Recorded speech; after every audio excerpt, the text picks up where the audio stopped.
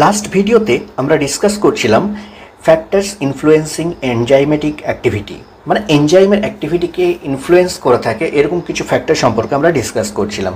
যেখানে ফ্যাক্টরগুলোর মধ্যে নাম্বার 1 আমরা ডিসকাস করেছিলাম টেম্পারেচার, এবং টেম্পারেচারের ক্ষেত্রে দেখেছিলাম যে কোনো এনজাইম একটা অপটিমাম টেম্পারেচারে ম্যাক্সিমাম অ্যাক্টিভিটি শো করে। আর সেটা যদি হিউম্যান বডির ক্ষেত্রে এনজাইম হয় তাহলে জেনারেলি 35 থেকে 37 ডিগ্রি সেন্টিগ্রেডের মধ্যে অপটিমাম অ্যাক্টিভিটি দেখিয়ে থাকে। এরপরে 35-এর যদি বিলো হয় অথবা 37-এর যদি মোর হয়, 35 থেকে যদি কম হয় অথবা 37 থেকে যদি বেশি হয়, তাহলে এদের পিএইচের অ্যাক্টিভিটি ধীরে ধীরে কমতে টেম্পারেচার এনজাইমেটিক অ্যাক্টিভিটি ধীরে ধীরে কমতে শুরু করে। ওকে, এবং জেনারেলি দেখা যায় 40 ডিগ্রি সেন্টিগ্রেডের বেশি যদি টেম্পারেচার চলে যায় তাহলে সেক্ষেত্রে কী হচ্ছে, এনজাইম অ্যাক্টিভিটি একদমই টোটালি বন্ধ হয়ে যায়, দেখাই যায় না। কারণ কি? কারণ এই টেম্পারেচারে কী হচ্ছে, এনজাইমগুলো ডিনেচার্ড হয়ে যায়। কী হয়ে যায়? ডিনেচার্ড হয়ে যায়। তার মানে কি, এনজাইম যে প্রোটিনের যে ফোল্ডিং স্ট্রাকচার আমরা দেখতে পাই, সেই ফোল্ডিংটা কী হচ্ছে, ডিনেচার্ড হয়ে যায়, নষ্ট হয়ে যায়, যার কারণে এনজাইম কমপ্লিটলি ডিস্ট্রয় হয়ে যায়। বাট বিলো 35 ডিগ্রি সেন্টিগ্রেড অর্থাৎ কী হচ্ছে, নর্মাল টেম্পারেচার বা অপটিমাম টেম্পারেচার থেকে যদি কম টেম্পারেচার চলে আসে, তো সেক্ষেত্রে কি হয় না, আমরা দেখেছি যে সেক্ষেত্রে ইনঅ্যাক্টিভ হয়ে যায় এনজাইমটা, কিন্তু তার স্ট্রাকচারে বা তার ফোল্ডিংয়ে কোনো রকমভাবে ডিন্যাচুরেশন আসে না, কোনো রকম ডিস্ট্রয় হয় না, সেটা জাস্ট ইনঅ্যাক্টিভ হয়ে যায়। দ্বিতীয় ফ্যাক্টর হিসেবে আমরা ডিসকাস করেছিলাম পিএইচ, এবং সেক্ষেত্রে আমরা বলেছিলাম যে এনজাইম একটা অপটিমাম পিএইচে ম্যাক্সিমাম অ্যাক্টিভিটি দেখিয়ে থাকে। আর এই যে অপটিমাম পিএইচ, সেই অপটিমাম পিএইচ ডিফারেন্ট এনজাইমের জন্য ডিফারেন্ট হয়ে থাকে। একদম এক্সট্রিমলি অ্যাসিডিক থেকে একদম এক্সট্রিমলি বেসিক পর্যন্ত যে কোনো রেঞ্জে কিন্তু এনজাইম অ্যাক্টিভিটি দেখা যেতে পারে। আর সেক্ষেত্রে আমরা এক্সাম্পল দেখেছিলাম স্যালিভারি অ্যামাইলেজ, পেপসিন এবং ট্রিপসিনের এক্সাম্পল আমরা ডিসকাস করেছিলাম। ফোর্থ ফ্যাক্টর হিসেবে আমরা বলেছিলাম কি, ইনহিবিটার্স বলে একটা এলিমেন্ট থাকে বা কম্পাউন্ড থাকে, এবং ইনহিবিটার্স সম্পর্কে আমাদের এনসিইআরটি বলেছে, বাট ইনহিবিটার্সের সঙ্গে অপোজিটলি আরও একজন প্রেজেন্ট থেকে থাকে, তাকে আমরা বলে থাকি স্টিমুলেটার্স। অনেক ক্ষেত্রে স্টিমুলেটার্সও কিন্তু আমাদের এনজাইম অ্যাক্টিভিটিকে এফেক্ট করে থাকে। তাহলে স্টিমুলেটার্স কী করে, রেট অফ রিয়াকশনকে ইনক্রিজ করে দেয়, রেট অফ রিয়াকশনকে ইনক্রিজ করে দেয়, যেটা কি হচ্ছে এনজাইমের উপরে অ্যাক্ট করে, এবং এনজাইমের উপরে অ্যাক্ট করার মাধ্যমে এনজাইম অ্যাক্টিভিটিকে বাড়িয়ে রেট অফ রিয়াকশনকে বাড়ায়। অন্যদিকে ইনহিবিটার্স যে আছে, সে এনজাইমের উপরে অ্যাক্ট করে এবং এনজাইমকে কি করে, ইনহিবিট করে দেয়। ইনহিবিট করার মাধ্যমে, ইনহিবিশনের মাধ্যমে সে কী করছে, রেট অফ রিয়াকশনকে ডিক্রিজ করে দেয়। এই হচ্ছে স্টিমুলেটর এবং ইনহিবিটার্সের গল্প। আমাদের এনসিইআরটি যেহেতু ইনহিবিটার্স সম্পর্কে ডিসকাস করেছে, এবং ইনহিবিটার্স যে প্রসেসে এই রেট অফ রিঅ্যাক্টিভিটিকে বা এনজাইমেটিক অ্যাক্টিভিটিকে ডিক্রিজ করে, সেটাকে বলা হয় এনজাইম ইনহিবিশন। এই এনজাইম ইনহিবিশন কি? এটা একটা প্রসেস, যে প্রসেসে ইনহিবিটার্সগুলো এনজাইম অ্যাক্টিভিটিকে ডিক্রিজ করে দেয় আর শাট অফ করে দেয়, সেই প্রসেসকে বলা হয় এনজাইম ইনহিবিশন। এখন এই এনজাইম ইনহিবিশন জেনারেলি 3 রকমের হতে পারে, কম্পিটিটিভ, নন কম্পিটিটিভ এবং ফিডব্যাক ইনহিবিশন। যেখানে আমরা এনসিইআরটিতে দেখতে পাবো কম্পিটিটিভ ইনহিবিশনকে ডিটেলসে ডিসকাশন করেছে, বাট নন কম্পিটিটিভ এবং ফিডব্যাক ইনহিবিশনকে ডিসকাস করা হয়নি। কিন্তু কোশ্চেনের ক্ষেত্রে আমরা অনেক ক্ষেত্রেই নন কম্পিটিটিভ ইনহিবিশনের গল্প দেখতে পেয়ে থাকি আগে পরে। ওকে, আমরা ফার্স্টলি ডিসকাশন শুরু করছি কম্পিটিটিভ ইনহিবিশনকে নিয়ে। কম্পিটিটিভ ইনহিবিশন কেন নাম হয়েছে? নাম থেকে আমরা বুঝতে পারছি অবভিয়াসলি সেখানে কিছু একটা কম্পিটিশন হচ্ছে। আর কম্পিটিশন কার কার মধ্যে হচ্ছে? কম্পিটিশন হচ্ছে সাবস্ট্রেটের সঙ্গে ইনহিবিটারের। সাবস্ট্রেট কি আমরা ডিসকাস করেছি যে সাবস্ট্রেট হচ্ছে এমন একটা কম্পাউন্ড, যে কম্পাউন্ডটা কি হয়, ফার্স্টলি বাইন্ড হয় এনজাইমের সঙ্গে, এবং এনজাইমের সঙ্গে বাইন্ড হওয়ার পর সে কী করে, শেপকে অল্টার করে দেয়, কার এনজাইমের শেপকে অল্টার করে দেয়, এবং এনজাইম কি করে, সেখানে কি হচ্ছে একটা টাইট বন্ডিং ফরমেশন করে সাবস্ট্রেটের সঙ্গে। দেন এটা কি আমরা কি বলি, এনজাইম সাবস্ট্রেট কমপ্লেক্স বলে থাকি। এই যে এনজাইম সাবস্ট্রেট কমপ্লেক্স ফার্দার কি করে, এনজাইম এবার সাবস্ট্রেটের বন্ডকে ব্রেকডাউন করতে শুরু করে, অ্যান্ড দেন কি হয়, সেখানে একটা এনজাইম প্রোডাক্ট কমপ্লেক্স তৈরি হয়। অ্যান্ড ফাইনালি যখন কমপ্লিটলি বন্ড ব্রেকডাউন হয়ে নিউ বন্ড ফরমেশন হয়ে যায়, তখন সেক্ষেত্রে কি হচ্ছে, এনজাইম অ্যান্ড প্রোডাক্ট দুটো সেপারেট হয়ে যায়, তাই না? এই যে সাবস্ট্রেট, এই সাবস্ট্রেট এর সঙ্গে কম্পিটিশন করছে কে, ইনহিবিটর বলে একটা কম্পাউন্ড। এখন কম্পিটিশন কির জন্য করবে, কার জন্য করবে, বা কিসের বিষয়ে করবে না, এনজাইমের সঙ্গে সাবস্ট্রেট যে বাইন্ড হয়, কোথায় বাইন্ড হয়, সেক্ষেত্রে আমরা জানি অ্যাক্টিভ সাইট বলে একটা কথা আছে, এই অ্যাক্টিভ সাইটে বাইন্ড হয়ে থাকে। আর এই সাবস্ট্রেট এবং ইনহিবিটর দুজনেই কি হচ্ছে, এই অ্যাক্টিভ সাইটে বাইন্ড হওয়ার জন্য কম্পিটিশন করতে থাকে। এখন অ্যাক্টিভ সাইটে বাইন্ড হতে গেলে তার জন্য আমরা পড়েছি এনজাইমের একটা স্পেশাল প্রপার্টি যেটাকে বলা হয় সাবস্ট্রেট স্পেসিফিসিটি। মানে কি, সাবস্ট্রেটের প্রতি এর স্পেসিফিসিটি আছে, মানে যে কোনো সাবস্ট্রেটের সঙ্গে ও কিন্তু বাইন্ড হবে না। একটা এনজাইম একটা নির্দিষ্ট সাবস্ট্রেটের সঙ্গেই বাইন্ড হয়, আর সেটাকে সে কী করে বুঝতে পারে? তার স্ট্রাকচার দেখে। মানে কি, সাবস্ট্রেটের যে স্ট্রাকচার সেটা এনজাইমের সঙ্গে কমপ্লিমেন্টারি হয়ে থাকে, যার কারণে এনজাইমটা কি হচ্ছে সাবস্ট্রেটের সঙ্গে স্পেসিফিক হয়ে থাকে। এখন যদি এই সাবস্ট্রেটের সঙ্গে ইনহিবিটারকে কম্পিটিশন করতে হয় অ্যাক্টিভ সাইটের জন্য, তাহলে অবভিয়াসলি সাবস্ট্রেট এবং ইনহিবিটার দুজনকে আইসো স্ট্রাকচারাল হতে হবে বা ক্লোজলি রিসেম্বল হতে হবে। তো এক্ষেত্রে কি হয় না, ইনহিবিটার্স যারা থাকে তারা কি হচ্ছে স্ট্রাকচারালি রিসেম্বল হয়ে থাকে সাবস্ট্রেটের সঙ্গে, আর সেই জন্য কী করছে, তারা সাবস্ট্রেটের সঙ্গে কম্পিটিশন করছে কিসের জন্য? বাইন্ড হতে। কোথায়? অ্যাক্টিভ সাইটে, এনজাইমের অ্যাক্টিভ সাইটে বা সাবস্ট্রেট বাইন্ডিং সাইটে বাইন্ড হওয়ার জন্য কম্পিটিশন করছে। আর এই কম্পিটিশন করার কারণে যেহেতু সেখানে এনজাইমের সঙ্গে সাবস্ট্রেটও বাইন্ড হচ্ছে এবং তার সঙ্গে সঙ্গে ইনহিবিটারও বাইন্ড হচ্ছে, তাহলে কি হচ্ছে, দুজনেই যখন বাইন্ড হতে শুরু করবে তখন এনজাইমের সাবস্ট্রেটের প্রতি অ্যাফিনিটি যে থাকে সেই অ্যাফিনিটি ডিক্রিজ হয়ে যায়। আর এই অ্যাফিনিটি ডিক্রিজ হলে পারে আমরা Km এর ভ্যালুকে ইনক্রিজ হতে দেখতে পাবো। অর্থাৎ কি হচ্ছে, এক্ষেত্রে সাবস্ট্রেট কনসেন্ট্রেশনের সঙ্গে যদি এনজাইম অ্যাক্টিভিটি যদি আমরা গ্রাফ দেখি, তাহলে নর্মাল গ্রাফ যদি এটা হয়ে থাকে তাহলে এর ক্ষেত্রে গ্রাফ হবে এরকম। ওকে, মানে কি, এদের ফাইনাল যে স্যাচুরেশন পয়েন্ট সেটা কিন্তু ম্যাক্সিমাম অ্যাক্টিভিটি কিন্তু সেমই থাকবে, কিন্তু যে গল্পটা হচ্ছে আমরা জানি যে হাফ অফ দ্য ম্যাক্সিমাম ভেলোসিটিতে যে কনসেন্ট্রেশন আমরা দেখতে পাই সেই কনসেন্ট্রেশনটা কী হবে? ইনক্রিজ হয়ে যাবে। তার মানে কি, Km এর ভ্যালু ইনক্রিজ হয়ে যাবে। এটা কখন? যখন আমরা সেখানে ইনহিবিটারকে দেখতে পাচ্ছি, ইনহিবিটার সেখানে প্রেজেন্ট আছে, তখন সেক্ষেত্রে ইনক্রিজ হয়ে যাচ্ছে Km বা মাইকেলিস মেন্টেন কনস্ট্যান্ট। কেন? অনেক বেশি পরিমাণে সাবস্ট্রেট কনসেন্ট্রেশন দিলে তবে কি হচ্ছে, ম্যাক্সিমাম অ্যাক্টিভিটির হাফ অ্যাক্টিভিটি আমরা এনজাইমের ক্ষেত্রে দেখতে পাবো। আর যেহেতু আমরা ম্যাক্সিমাম ভেলোসিটিকে দেখতে পাচ্ছি সেম পয়েন্টে, সো আমরা বলতে পারি enzyme maximum activity rate remains unchanged. আর এই জন্যই আমরা বলতে পারি যে এই যে প্রসেস কম্পিটিটিভ ইনহিবিশন, এটা একটা রিভার্সিবল প্রসেস।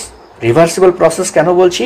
বিকজ যখনই কি হচ্ছে সেখানে ইনহিবিটার চলে আসবে, তখনই আমরা যদি সাবস্ট্রেট কনসেন্ট্রেশনকে কোনোভাবে ইনক্রিজ করে দিতে পারি, তাহলে কী হবে, এই ইনহিবিটারগুলো ডিকম্পোজ হয়ে যাবে বা ইনহিবিটারগুলো ডিট্যাচ হয়ে যাবে। কোথা থেকে? এনজাইমের অ্যাক্টিভ সাইট থেকে। ওকে, তাহলে যেহেতু সাবস্ট্রেট কনসেন্ট্রেশনকে ইনক্রিজ করার জন্য এনজাইমের অ্যাক্টিভিটি কমে যাচ্ছে এবং এনজাইমগুলো ডিট্যাচ হয়ে যাচ্ছে, ফলে এটাকে আমরা রিভার্সিবল প্রসেস বলতে পারি। এর একটা এক্সাম্পল হিসেবে আমাদের এনসিআরটি বলছে যে একটা সাবস্ট্রেট আছে যার নাম হচ্ছে সাকসিনেট আর তার ইনহিবিটার হচ্ছে ম্যালোনেট, এরা দুজন হচ্ছে আইসো স্ট্রাকচারাল বা ক্লোজলি রিসেম্বল। যেখানে সাকসিনেটকে ফিউমারেটে কনভার্ট করার জন্য যে এনজাইম তার নাম হচ্ছে সাকসিনিক ডিহাইড্রোজিনেজ। এই যে succinic dehydrogenase enzyme craves cycle বলে একটা মেটাবলিক পাথওয়ে আমাদের বডিতে কমপ্লিট হয়ে থাকে। সেই ক্রেভস সাইকেল আমরা পড়বো কোথায়? রেসপিরেশন চ্যাপ্টারে, তাই না? তো এই যে ক্রেভস সাইকেল আছে, সেই ক্রেভস সাইকেলে সাকসিনেট থেকে ফিউমারেট কনভার্সনের জন্য সাকসিনিক ডিহাইড্রোজিনেজ আমাদের প্রয়োজন হয়। আর এক্ষেত্রে এই সাকসিনিক ডিহাইড্রোজিনেজ এনজাইমের অ্যাক্টিভ সাইটে ম্যালোনেট এসে বাইন্ড হয়ে কি করে, এই সাকসিনেটকে বাইন্ড হতে বাধা দেয়। এই যে ইনহিবিশন, এটাকে আমরা বলে থাকি কম্পিটিটিভ ইনহিবিশন।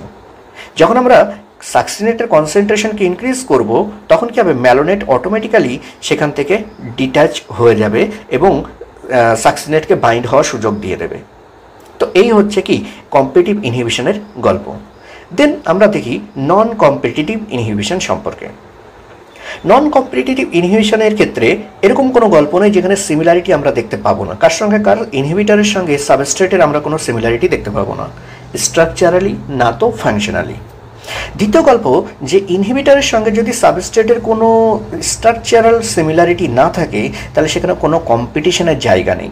সেখানে কিন্তু অ্যাক্টিভ সাইটের জন্য এরা দুজনে কম্পিটিশন করবে না।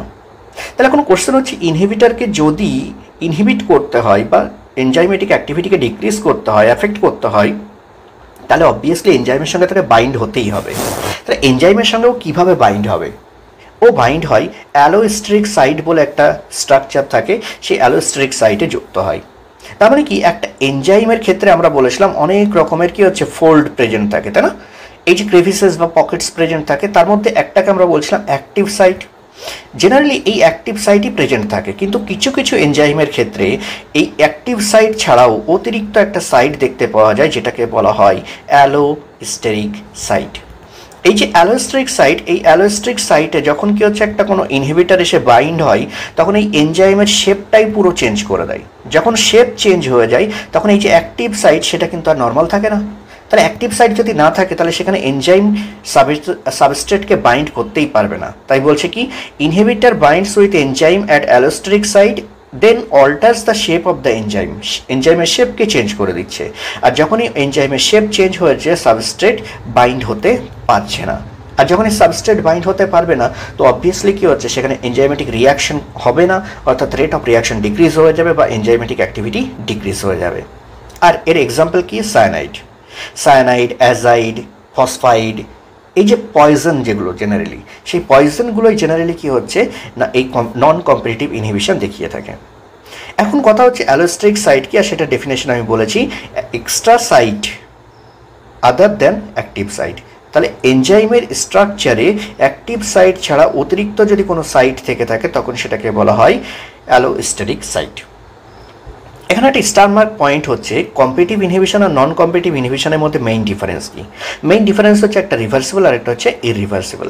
কেন, অ্যালোস্টেরিক সাইটে যখন সায়ানাইড যুক্ত হয়ে যায় তখন সেখানে কি হচ্ছে, রিভার্সিবিলিটির পসিবিলিটি খুবই কম, একদম ইরিভার্সিবল কমপ্লিটলি তা নয়, কিন্তু রিভার্সিবিলিটি জেনারেলি দেখা যায় না। কেন, ওই যে সাইট যেখানে কি হচ্ছে এই ইনহিবিটর যুক্ত হয়েছে অ্যালোস্টেরিক সাইটে, সেখানে কি হচ্ছে ও একটা স্ট্রং বন্ড ফর্মেশন করে, কি করে, স্ট্রং বন্ড ফর্মেশন করে অ্যালোস্টেরিক সাইটে, যার কারণে কি হচ্ছে এটাকে ডিট্যাচ করানো বা এটাকে রিমুভ করা ইজি হয় না। ওকে, চলো নেক্সট হচ্ছে কি ফিডব্যাক ইনহিবিশন।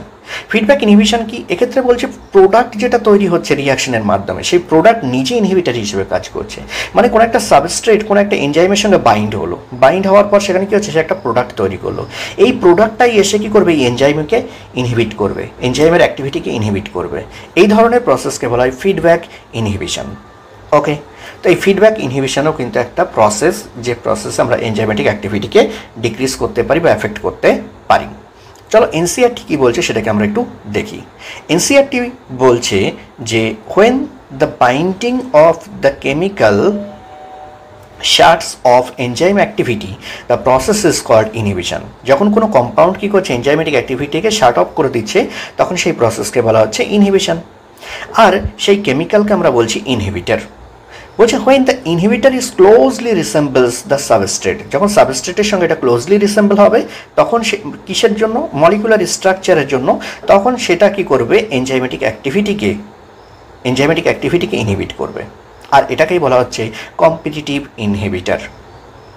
যেহেতু এখানে ক্লোজ স্ট্রাকচারাল সিমিলারিটি দেখতে পাচ্ছি সাবস্ট্রেটের সঙ্গে, তাই ইনহিবিটর কম্পিট করবে সাবস্ট্রেটের সঙ্গে, কোথাকার জন্য, সাবস্ট্রেট বাইন্ডিং সাইটের জন্য।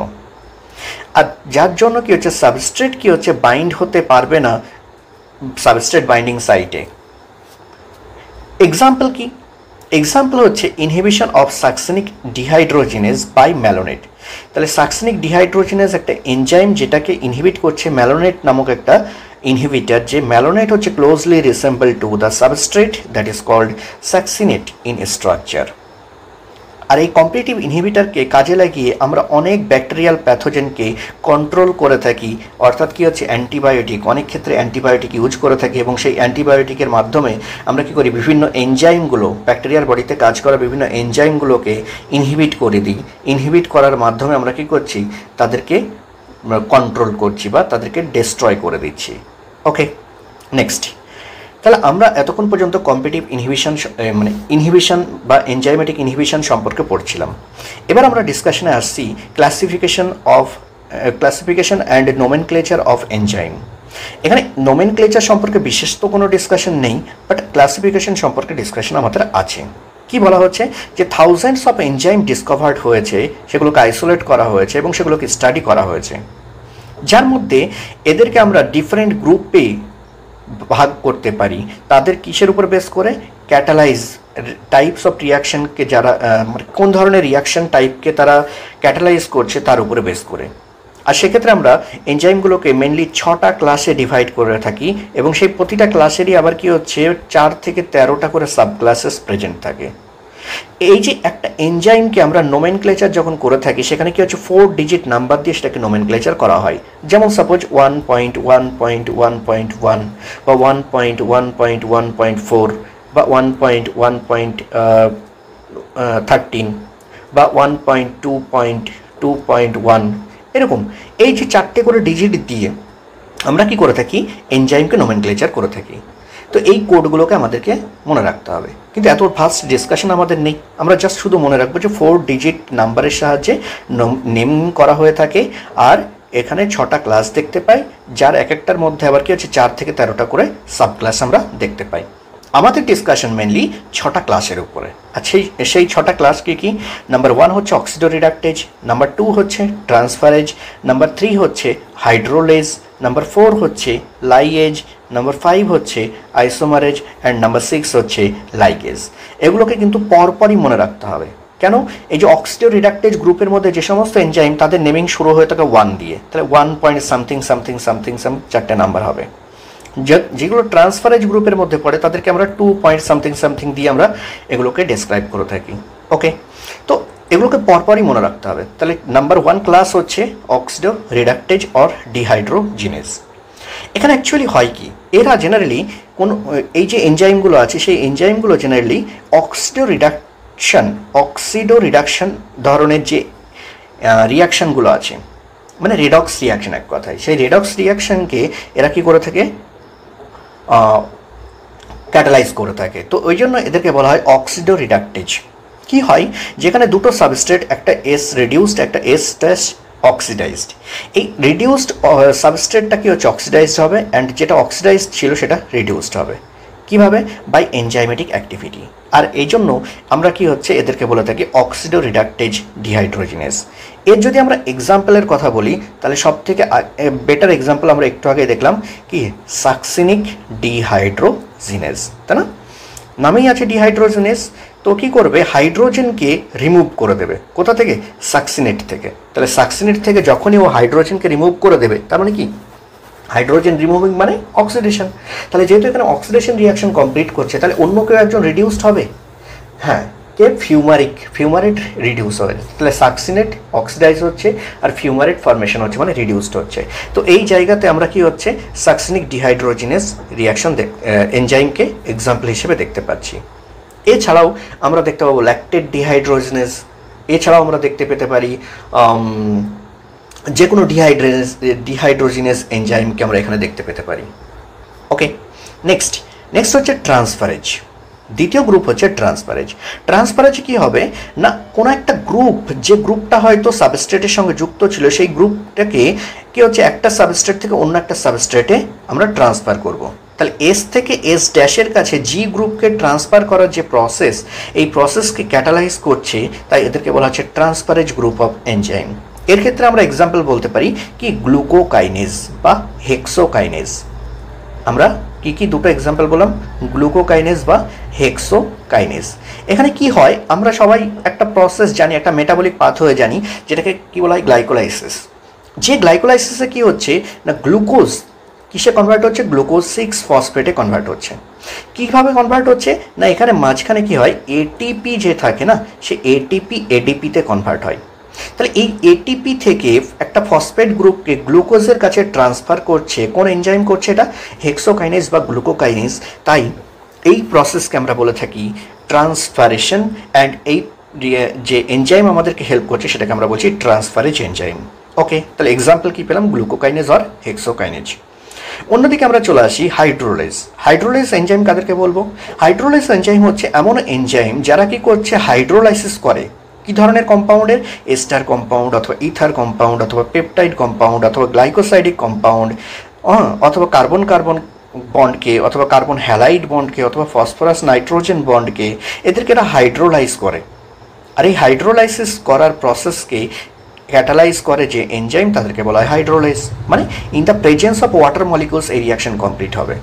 In the presence of water molecule এই রিয়াকশন কমপ্লিট হবে, আর এই প্রসেসকে আমরা বলে থাকি হাইড্রোলাইসিস। এর ক্ষেত্রে এক্সাম্পল যদি আমরা বলি, আমাদের যত ডাইজেস্টিভ এনজাইম আছে সমস্ত ডাইজেস্টিভ এনজাইমগুলো কিন্তু এর এক্সাম্পল হিসেবে এখানে আসতে পারে।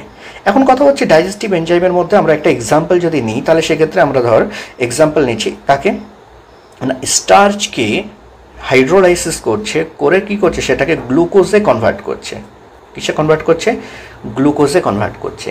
এই ক্ষেত্রে যে হাইড্রোলাইসিস প্রসেস সেটাকে ক্যাটালাইজ করে থাকে যে এনজাইম, তাকে আমরা বলে থাকি না হাইড্রোলাইজ। তো এক্ষেত্রে এক্সাম্পল কি? অ্যামাইলেজ। নাম কি তার? অ্যামাইলেজ। আর এই অ্যামাইলেজ আমরা জানি স্যালিভারি অ্যামাইলেজ, প্যানক্রিয়েটিক অ্যামাইলেজ। তো এই যে স্যালিভারি অ্যামাইলেজ বা প্যানক্রিয়েটিক অ্যামাইলেজ, এরা কি করছে? স্টার্চকে গ্লুকোজে কনভার্ট করছে বাই হাইড্রোলাইসিস। তাই এটা হচ্ছে কি এর এক্সাম্পল। অন্যদিকে আমরা সুক্রোজের হাইড্রোলাইসিসকে যদি বলি তাহলে সুক্রেজ আছে। ল্যাকটোজের হাইড্রোলাইসিসকে যদি বলি তাহলে সেক্ষেত্রে ল্যাকটেজ এনজাইম আছে। তাহলে এই সমস্ত এনজাইমগুলো কি হচ্ছে? Hydrolyse enzyme. ওকে, নেক্সট কি আসছে আমরা 4 নম্বর গ্রুপ, সেটা হচ্ছে লাইয়েজ।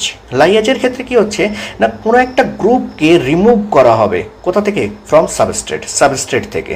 কিভাবে? By the mechanism other than hydrolysis ছাড়া, মানে উইদাউট ওয়াটার যখন একটা কোনো গ্রুপকে আমরা কোনো একটা সাবস্ট্রেট থেকে রিমুভ করব, তখন দিয়ে কী করবো? সেখানে একটা ডাবল বন্ড ফর্মেশন করব, তখন সেই প্রসেসকে বলা হয় লাইয়েজ। কি বলা হয় সেটাকে? লাইয়েজ। তাহলে এখানে কি হচ্ছে? কার্বন কার্বন বন্ড আছে এবং এখানে এক্স একটা গ্রুপ আছে, ওয়াই একটা গ্রুপ আছে। তো এই এক্স ওয়াইকে বন্ড ফর্মেশনের মাধ্যমে আমরা রিমুভ করে দিচ্ছি এবং carbon carbon double bond formation করছি। তো এই প্রসেসকে বলা হচ্ছে লাইয়েজ অ্যাক্টিভিটি। তো লাইয়েজ এনজাইম এই প্রসেসকে অ্যাক্টিভেট করে থাকে। দেন আমরা যদি আইসোমারেজের কথা বলি, তাহলে আইসোমারেজের ক্ষেত্রে কী হবে? যে সমস্ত এনজাইমগুলো কী করে না, inter conversion of the optical, geometric or positional isomer, কোনো পজিশনাল আইসোমারকে বা জিওমেট্রিক আইসোমারকে বা অপটিক্যাল আইসোমারকে যখন ইন্টার কনভার্সন করে, তখন সেই এনজাইমকে আমরা বলে থাকি আইসোমারেজ এনজাইম। এক্ষেত্রে আমরা যদি এক্সাম্পল দেখি, তাহলে আমরা দেখতে পাবো গ্লুকোজ 6 ফসফেট ফ্রুক্টোজ 6 ফসফেটে কনভার্ট হচ্ছে। আর এক্ষেত্রে কাজ কে করে?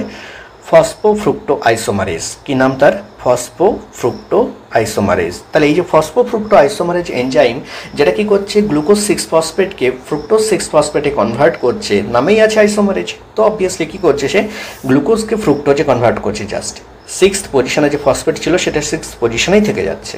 তো এটাকে আমরা কি বলছি না? আইসোমারাইজেশন। আর এই এনজাইমকে বলছি আইসোমারেজ এনজাইম। ওকে, চলো লাস্ট গ্রুপ, সেটা হচ্ছে লাইগেজ। লাইগেজ যে গ্রুপ আছে এটা হচ্ছে 6th ক্লাস। এখানে কি হচ্ছে? জেনারেলি দুটো বন্ডকে আমরা লিঙ্কিং করে দেবো। তাহলে দুটো কম্পাউন্ডের মধ্যে যখন কোনো লিঙ্কিং বা বন্ড ফরমেশন করা হয়, দিয়ে তাদেরকে জুড়ে দেওয়া হয়, তখন সেই প্রসেসকে বলা হয় লাইগেশন। আর সেই লাইগেশনে যারা হেল্প করে তাদেরকে বলা হয় লাইগেজেস। যেমন কি হচ্ছে, এরা generally CO bond, CS bond, CN bond বা PO বন্ড এগুলো ফরমেশনের জন্য হেল্প করে থাকে। আর এক্ষেত্রে সব থেকে বেটার এক্সাম্পল আমরা জানি সেটা হচ্ছে DNA লাইগেজ। তাহলে DNA লাইগেজ কী করছে না, একটা DNA ফ্র্যাগমেন্টকে আরেকটা DNA ফ্র্যাগমেন্টের সঙ্গে জুড়ে দিচ্ছে। তো এক্ষেত্রে লাইগেজ বন্ড ফরমেশন করছে। ওকে, তো আমরা ক্লাসিফিকেশন অফ দ্য এনজাইমসকে কমপ্লিট করলাম। তাহলে ক্লাসিফিকেশনের মধ্যে আমরা কি দেখলাম? ক্লাসিফিকেশনের মধ্যে আমরা দেখলাম যে একটা এনজাইমকে আমরা জেনারেলি 6টা ক্লাসে এবং প্রতিটা ক্লাসকে আবার 4 থেকে 13টা সাব ক্লাসে আমরা ডিভাইড করতে পারি। একটা এনজাইমের নেমিংকে আমরা 4 ডিজিট নাম্বার দিয়ে ডট ডট দিয়ে সেটাকে আমরা রিপ্রেজেন্ট করে থাকি জেনারেলি। আর সেখানে 6টা ক্লাস কি? অক্সিডোরিডাকটেজ, দেন আমরা পেয়েছি ট্রান্সফারেজ, দেন আমরা পেয়েছি হাইড্রোলেজ, দেন আমরা পেয়েছি লাইয়েজ, দেন আমরা পেয়েছি isomerase, and finally ligases. Okay, now the last topic of the chapter, that is cofactor. আমরা কোফ্যাক্টর সম্পর্কে ডিসকাস করব। কোফ্যাক্টর সম্পর্কে পড়ার আগে আমাদেরকে জানা উচিত এনজাইমের ক্লাসিফিকেশনকে অন্যভাবে। কি না, সেখানে কম্পোনেন্ট কী কী আছে তার উপরে বেস করে কোন ধরনের এনজাইমেটিক রিঅ্যাক্টিভিটি দেখাচ্ছে বা এনজাইমেটিক অ্যাক্টিভিটি দেখাচ্ছে, তো সেটাকে আমরা পড়লাম কি 6টা ক্লাসে ডিভাইড করছি। কোন টাইপের রিয়াকশনকে তারা ক্যাটালাইজ করছে তার উপরে বেস করে। কিন্তু এখন আমরা দেখব তাদের কম্পোনেন্ট কী আছে, কী দিয়ে সেই এনজাইমটা তৈরি, সেটাকে যদি আমরা দেখি তাহলে সেক্ষেত্রে আমরা এটাকে দুটো গ্রুপে ডিভাইড করতে পারি। একটাকে বলা হয় সিম্পল এনজাইম আর এটাকে বলা হয় হলো এনজাইম, বা এটাকে কম্পাউন্ড এনজাইমও বলা যেতে পারে। তো সিম্পল এনজাইমের মধ্যে অনলি অ্যামিনো অ্যাসিডস প্রেজেন্ট আছে বা প্রোটিন পলিপেপটাইড চেন প্রেজেন্ট আছে। এখানে অ্যামিনো অ্যাসিড ছাড়া আদার্স কোনো কিছু নেই একটা পলিপেপটাইড চেনের মধ্যে। তো এদেরকে আমরা বলছি সিম্পল এনজাইম। আর হলো এনজাইম যেটা হবে সেখানে দুটো পার্ট থাকে, একটা প্রোটিনেসিয়াস পার্ট, একটা নন প্রোটিনেসিয়াস পার্ট।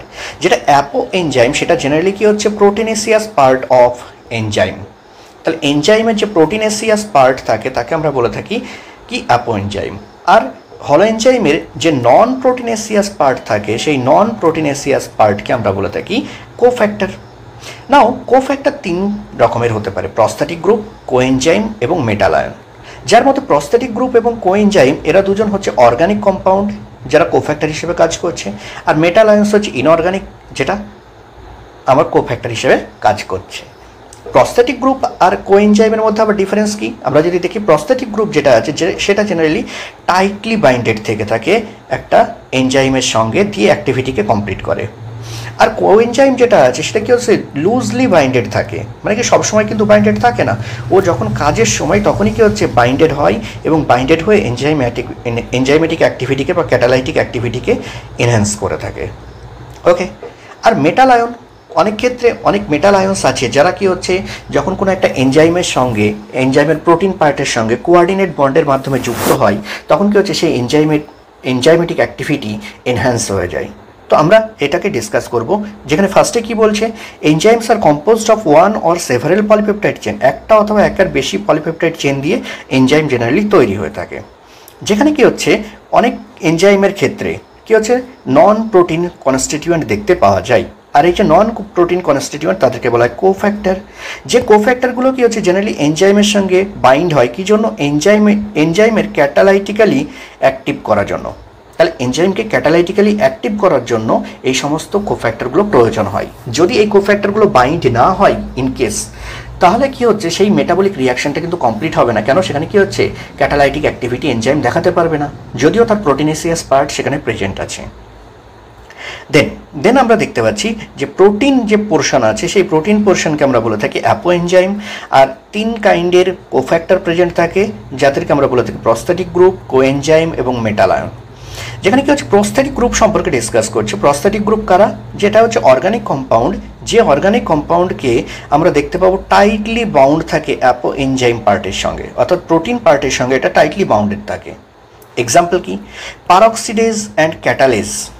এই যে দুটো এনজাইম আছে সেই দুটো এনজাইম তাদের যে ক্যাটালাইটিক অ্যাক্টিভিটি আমরা দেখতে পাই, কোন ক্ষেত্রে দেখতে পাই, হাইড্রোজেন পারঅক্সাইডকে ওরা কি করে ব্রেকডাউন করে ওয়াটার অ্যান্ড অক্সিজেন কনভার্ট করে। আর এই ক্ষেত্রে এই পারঅক্সিডেজ বা ক্যাটালিজ যখন কাজ করে তো সেখানে কি হচ্ছে একটা কোফ্যাক্টর সেখানে প্রয়োজন হয়, সেই কোফ্যাক্টরকে আমরা বলে থাকি হিম। যদি এই হিম কোফ্যাক্টর সেখানে প্রেজেন্ট থাকে তবে কি হচ্ছে সেখানে ক্যাটালাইটিক অ্যাক্টিভিটি আমরা দেখতে পাবো। এই যে হিম পোর্শন সেটা কি হচ্ছে পারঅক্সিডেজ বা ক্যাটালাইজের সঙ্গে স্ট্রংলি টাইটলি বাউন্ডেড থাকে থেকে এনজাইমেটিক অ্যাক্টিভিটিকে কমপ্লিট করে। তো প্রস্থেটিক গ্রুপের একটা এক্সাম্পল আমরা বলতে পারি হিম। ওকে। দেন সেকেন্ড পার্ট কি, কোএনজাইম। কোএনজাইম হচ্ছে এটাও একটা অর্গানিক কম্পাউন্ড। এটা কি হচ্ছে অ্যাপো এনজাইমের সঙ্গে ট্রানজিয়েন্টলি মানে লুজলি, তাহলে অনলি ইন ট্রানজিয়েন্ট কন্ডিশনে এটা কি হচ্ছে বাইন্ডেড থাকে। তাহলে যখন রিয়াকশন কমপ্লিট হচ্ছে তখনই কেবলমাত্র যখন কোনো রিয়াকশনে কোনো একটা এনজাইম পার্টিসিপেট করছে তখনই কি হচ্ছে এই কোএনজাইম এসে সেখানে জুড়বে, আদারওয়াইজ বাকি টাইমে কিন্তু তার সঙ্গে যুক্ত থাকে না। বাট প্রস্থেটিক গ্রুপের ক্ষেত্রে অলওয়েজ একটা প্রোটিন পার্টের সঙ্গে বা অ্যাপো এনজাইমের সঙ্গে যে প্রস্থেটিক গ্রুপ সে কিন্তু অলওয়েজ যুক্ত থাকবে এবং টাইটলি যুক্ত থাকবে, টাইটলি বাইন্ডেড থাকবে। ওকে। দেন আমরা কি হচ্ছে এর এক্সাম্পল যদি দেখি তাহলে এক্সাম্পলের ক্ষেত্রে দেখতে পাবো বেশিরভাগ কোএনজাইম যারা আছে তারা কি হচ্ছে কোনো না কোনো ভিটামিন বা ভিটামিন রিলেটেড কোনো কম্পাউন্ড। যেমন নিয়াসিন নামক যে ভিটামিন আমাদের আছে সেই নিয়াসিন ভিটামিন থেকে তৈরি নিকোটিনামাইড অ্যাডিনাইন ডাইনিউক্লিওটাইড।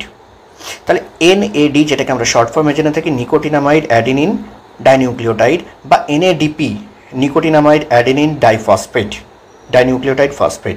তো এই যে ডাইনিউক্লিওটাইড ফসফেট NADP বা NAD এরা হচ্ছে নিয়াসিন নামক ভিটামিন থেকে তৈরি কোএনজাইম।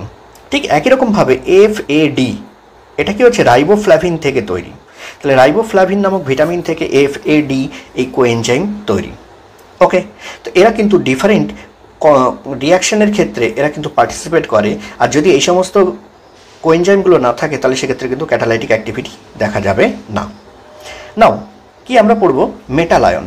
মেটাল আয়নও কিন্তু তাদের অ্যাক্টিভিটিকে কমপ্লিট করে থাকে কোঅর্ডিনেশন বন্ড ফরমেশনের মাধ্যমে। কোথায়, কোনো একটা এনজাইমের অ্যাক্টিভ সাইটের সাইড চেনে তারা কি করে কোঅর্ডিনেশন বন্ড ফরমেশন করে যুক্ত হয়, আর যুক্ত হয়ে তারা কি করছে সাবস্ট্রেটের সঙ্গে বাইন্ড হয়। তাহলে যখন এক সাইডে এনজাইমের সাইড চেনের সঙ্গে যুক্ত হচ্ছে, অন্যদিকে তারা কিন্তু সেম টাইমে এক বা একাধিক কোঅর্ডিনেশন বন্ড ফরমেশন করে সাবস্ট্রেটের সঙ্গে, দিয়ে কিন্তু বাইন্ডেড হয়। এখানে আমরা এক্সাম্পল হিসেবে কি দেখতে পাচ্ছি, জিঙ্ককে। জিঙ্ক হচ্ছে একটা মেটাল আয়ন যেটা Zn2+ ফর্মে থাকে, থেকে ও কী করে প্রোটিওলাইটিক এনজাইম কার্বক্সিপেপটাইডেজ এর সঙ্গে যুক্ত হয়, এবং এই কার্বক্সিপেপটাইডেজের কি হচ্ছে অ্যাক্টিভিটিকে এনহ্যান্স করে থাকে। ওকে, তো প্রোটিওলাইটিক এনজাইম মানে কি প্রোটিনকে ডাইজেস্ট করার ক্ষেত্রে এটা হেল্প করে থাকে। তাহলে যদি কোনোভাবে এই কোফ্যাক্টরগুলো রিমুভ হয়ে যায় এনজাইম থেকে, তখন কি হচ্ছে তার ক্যাটালাইটিক অ্যাক্টিভিটি কিন্তু লস্ট হয়ে যাবে, নষ্ট হয়ে যাবে। ওকে, তার মানে কি এই সমস্ত যে কোফ্যাক্টরগুলো আছে সেটা একটা ক্রুশিয়াল রোল প্লে করে থাকে ক্যাটালাইটিক অ্যাক্টিভিটির ক্ষেত্রে, কার? এনজাইমের। ওকে, তো আমরা এই পর্যন্ত ডিসকাস করলাম কোফ্যাক্টর সম্পর্কে। তাহলে কোফ্যাক্টর সম্পর্কে আমরা যা পড়লাম একবার কুইক রিভিশন করে নিই। কোফ্যাক্টর কি সেটা পড়ার আগে আমাদের জানা দরকার এনজাইম কত রকমের। যদি কনস্টিটিউয়েন্টের উপর বেস করে এনজাইমকে ক্লাসিফাই করি, সিম্পল এনজাইম, হলো enzyme. Simple enzyme only amino acid দ্বারা গঠিত, পলিপেপটাইড চেন দ্বারা গঠিত। আর হলো এনজাইম কি হচ্ছে এক বা একাধিক পলিপেপটাইড চেন যেখানে প্রোটিনেসিয়াস পার্টের সঙ্গে কিছু নন প্রোটিনেসিয়াস পার্ট যুক্ত থাকে, যেখানে প্রোটিনেসিয়াস পার্ট হচ্ছে অ্যাপো এনজাইম আর নন প্রোটিনেসিয়াস পার্ট হচ্ছে কোফ্যাক্টর। এই কোফ্যাক্টর আবার 3 রকমের হয়, প্রোস্থাটিক গ্রুপ, কোএনজাইম আর মেটাল। যেখানে কি হচ্ছে এনজাইম, এই প্রোস্থাটিক গ্রুপ এবং কোএনজাইম এরা দুজনে হচ্ছে অর্গানিক কম্পাউন্ড যেটা কি হচ্ছে যুক্ত থাকে, আর যেখানে মেটাল আয়ন হচ্ছে ইনঅর্গানিক যেটা কি হচ্ছে পেপটাইডের সঙ্গে যুক্ত থাকে। এদের মেন কাজ কি? কোফ্যাক্টরের মেন কাজ হচ্ছে ক্যাটালাইটিক অ্যাক্টিভিটিকে এনহ্যান্স করা। ক্যাটালাইটিক অ্যাক্টিভিটি যদি কোনো এনজাইমের ক্ষেত্রে, কোনো একটা হলো এনজাইমের ক্ষেত্রে এই কোফ্যাক্টরগুলো অ্যাবসেন্ট থাকে, তাহলে কি হচ্ছে তার ক্যাটালাইটিক অ্যাক্টিভিটি আমরা দেখতে পাবো না। প্রস্থেটিক গ্রুপ কি হচ্ছে অলওয়েজ অ্যাপো এনজাইম পার্টের সঙ্গে টাইটলি বাইন্ডেড থাকবে। কোএনজাইম যেটা সেটা ট্রানজিয়েন্টলি বাইন্ডেড হবে। ট্রানজিয়েন্টলি কখন বাইন্ডেড হবে? যখন ডিউরিং দ্য রিয়াকশন, যখন রিয়াকশন কমপ্লিট হবে তখনই এসে একমাত্র বাইন্ড হবে। আর মেটাল আয়নও কী হচ্ছে একই রকমভাবে ক্যাটালাইটিক অ্যাক্টিভিটির সময় কী হচ্ছে ও যুক্ত থাকবে পেপটাইড একই সঙ্গে প্রোটিনের সঙ্গে, প্রোটিন পার্টের সঙ্গে, প্লাস অন্যদিকে সাবস্ট্রেটের সঙ্গে, দুজনের সঙ্গে যুক্ত হয়। কিসের দ্বারা যুক্ত হয়? কোঅর্ডিনেশন বন্ডের মাধ্যমে। ওকে, এক্সাম্পল প্রস্থেটিক গ্রুপের এক্সাম্পল হচ্ছে হিম, যেটা পারক্সিডেজ বা ক্যাটালাইজের ক্ষেত্রে দেখতে পাওয়া যায়। কোএনজাইমের এক্সাম্পল বিভিন্ন ভিটামিন থেকে পাওয়া কম্পাউন্ড, যেমন হচ্ছে NAD, NADP, FAD। আর মেটাল আয়ন্সের এক্সাম্পল হচ্ছে জিঙ্ক, যেটা কি হচ্ছে কার্বক্সিপেপটাইডের সঙ্গে যুক্ত থাকে এবং কার্বক্সিপেপটাইডেজের ক্যাটালাইটিক অ্যাক্টিভিটিকে এনহ্যান্স করে, প্রোটিওলাইটিক এনজাইম হিসেবে কাজ করে। ওকে, থ্যাংক ইউ। আজকের লেকচার এই পর্যন্ত, চ্যাপ্টার শেষ। নেক্সট একটা সামারি লেকচার আমরা ডিসকাস করব, যেটা একদম শেষে সামারি পার্ট দেওয়া আছে বায়োমলিকিউলস, সেটাকে আমরা ডিসকাস করব। Thank you.